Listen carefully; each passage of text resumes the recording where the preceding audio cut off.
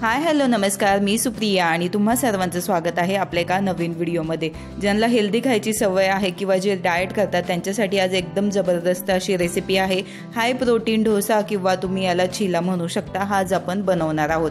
त्यासाठी 1 वाटी मोड आलेले मूग घेतलेले आहेत, अर्धी वाटी उडदाची डाळ जी 4 ते 5 तास भिजत ठेवली होती आणि जवळपास पाव वाटी मी तांदळाचं पीठ घेतलेलं आहे। आता एक मिक्सरचं भांडं घ्यायचं आणि त्यामध्ये आपण हे सर्व जिन्नस टाकून घ्यायचे आहेत। तुम्ही तांदळाचं पीठ जर तुम्हाला वापरायचं नसेल, याऐवजी तुम्ही ओट्स आहेत ना ते भिजवून देखील जवळपास 15 मिनिट भिजवलेले ओट्स देखील वापरू शकता।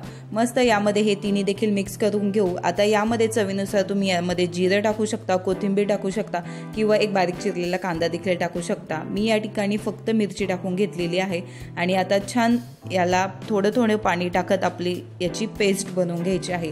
ज्या पद्धतीने तुम्ही डोशाची पेस्ट बनवता त्याच पद्धतीचं हे बॅटर मी बनवून घेतलेलं आहे। यामध्ये आपल्याला इनो वगैरे काहीच वापरायचं नाही। चवीनुसार मीठ टाकून घेते, बारीक चिरलेला कांदा, बारीक चिरलेली ढोबळी मिरची आणि बारीक चिरलेली कोथिंबीर। यामध्ये तुम्ही टोमॅटो देखील वापरू शकता, काहीच हरकत नाही। त्याचबरोबर थोडेसे मसाले, गरम मसाला, लाल तिखट घालायचा असेल तर तो देखील तुम्ही वापरू शकता। मस्त छानपैकी आता हे मिक्स करून घेऊयात। आता थोडंसं घट्टसर वाटते, तुम्ही यामध्ये थोडंसं तुमच्या हिशोबानुसार पाणी देखील वापरू शकता आणि हे पाहू शकता मस्तपैकी आपलं हे बॅटर तयार झालेलं आहे।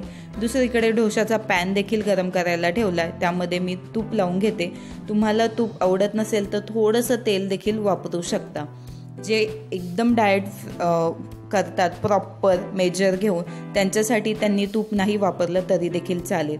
आता मस्त हे बॅटर पसरून घ्यायचं, याचा छान असा डोसा बनवून घ्यायचा आणि तुम्ही झाकण ठेवून याला शिजून घेऊ शकता 2 ते 3 मिनिट किंवा झाकण न ठेवता शिजवला तरी देखील चालेल। मीडियम फ्लेमवर आपण हा डोसा छानपैकी भाजून घेऊयात खालच्या साईडने आणि छान एक साईड भाजली गेली की ही पलटी करून घ्यायची आणि दुसरी साईड देखील अशाच पद्धतीने खरपूस अशी भाजून घ्यायची आहे।